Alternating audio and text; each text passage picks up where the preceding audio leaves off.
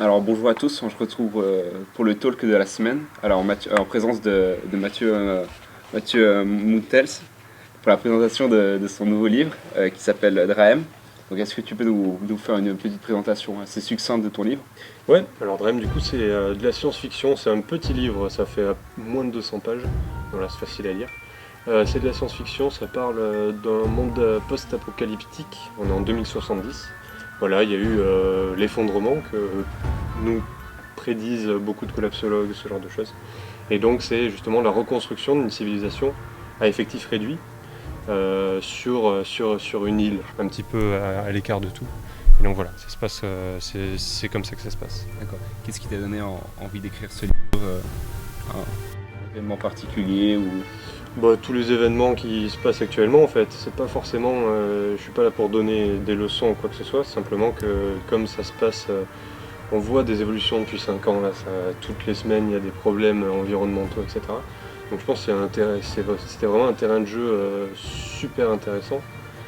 Et donc j'ai foncé dedans, j'ai mis 1 an et demi à l'écrire et en fait au fur et à mesure, voilà, il y avait toujours de nouvelles actualités catastrophiques qui arrivaient. On épuise la planète au bout de 6 mois, les forêts qui brûlent. Donc il y avait quand même de quoi faire. Et voilà, donc ça s'est fait comme ça, au fur et à mesure.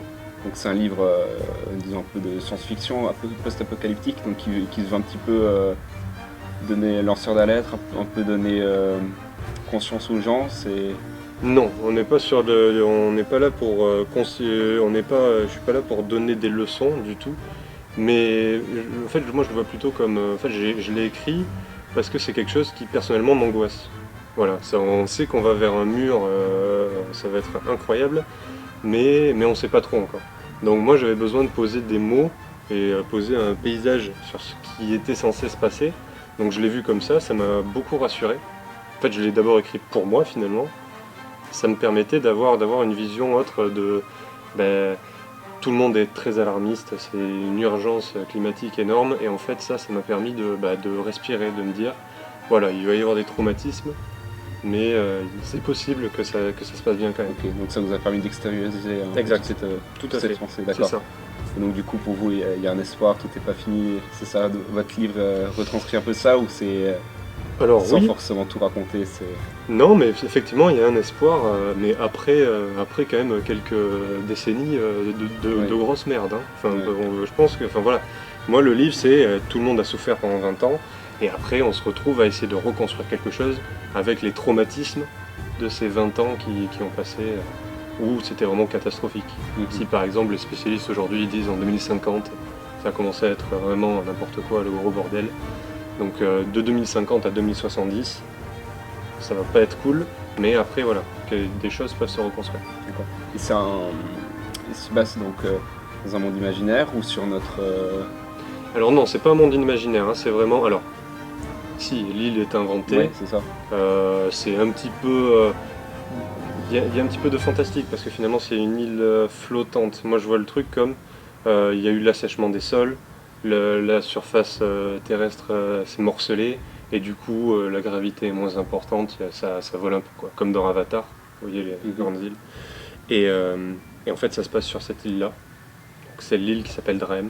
Mais après, c'est vraiment des personnages qui ont vécu sur le monde qu'on connaît, à une époque un peu plus avancée. Mais finalement, oui, c'est notre monde qui prend ouais, une nouvelle place. D'accord. Et c'est notre monde, par exemple, qui aurait subi un événement particulier. Par exemple, il y a déjà des univers qui traitent de post-apocalyptique. Souvent, c'est après une guerre nucléaire, quelque chose comme ça. Est-ce que là, c'est un événement particulier ou c'est juste sur le long terme Ouais, le long terme, la fatigue, quoi. Mhm. Juste au fur et à mesure, bah, voilà, la planète elle meurt. Comme on le prédit, hein, finalement. Juste au fur et à mesure, ça devient plus compliqué. Il n'y a pas, non, pas de guerre, je pense qu'ils sont pas assez cons quand même pour nous balancer des... Non, je pense que ça, on risque de l'éviter quand même, enfin j'espère. Mais moi je le vois pas comme ça, juste de la fatigue D'accord. générale. Ok. Justement, le terme post-apocalyptique, c'est souvent traité dans la littérature ou les autres formes d'art. Est-ce qu'il y en a qui vous ont inspiré ou qui vous ont donné envie, qui, je sais pas. Comme ça, la plus grande inspiration, c'est Snowpiercer. Ouais. Voilà, parce que Oui, déjà le livre est bien, et puis le film, moi c'est le film que je connais le plus, et donc du coup je l'ai vu une dizaine de fois, c'est pas, les gens diront c'est pas un grand film, mais l'idée était super intéressante, et je pense que c'est vraiment la chose qui m'a le plus inspiré, et puis après il y a Fahrenheit 451, le meilleur des mondes d'Aldous Huxley, tout ça, qui forcément traîne un peu par-ci par-là, quoi. D'accord. Est-ce qu'il y a déjà une idée de suite, enfin de créer disons un univers autour de ça, ou c'est juste un livre solitaire? Au début ça pouvait n'être qu'un livre solitaire, mais en fait, quand on écrit une histoire comme ça sur 1 an et demi avec des personnages, on finit par s'y attacher. Et du coup, je me suis senti très vide quand j'ai eu terminé le premier livre, et je me suis dit, bah non, en fait, c'est mes potes, je peux pas, enfin, il faut que je raconte d'autres histoires d'eux. Donc là, je suis sur un préquel, ça va se passer avant, donc j'ai déjà écrit un tiers de ce qu'est le livre Drem, donc je suis à peu près 60-65 pages sur un préquel qui se passe en 2040, avant justement cet effondrement, où pareil, du coup on va penser que c'est très pessimiste, parce que là du coup il y a vraiment l'horizon, il est très très noir, mais pas forcément, je trouve que c'est super intéressant aussi, enfin là en tout cas je me régale à écrire ça, donc voilà. Ouais. C'est très... Oui, c'est un peu pessimiste, mais moi ça me fait du bien. Ok, très bien. Voilà. Ok. Du coup, dans quelle édition on pourra le retrouver? Il sort bientôt, c'est ça? Alors, il est disponible c'est les éditions Percé, collection Traversée du Miroir, et il sort le 19 février. Il est disponible partout en précommande déjà. Fnac, les librairies du centre de Toulouse, enfin partout vraiment, même si on n'est pas à Toulouse, il est disponible partout.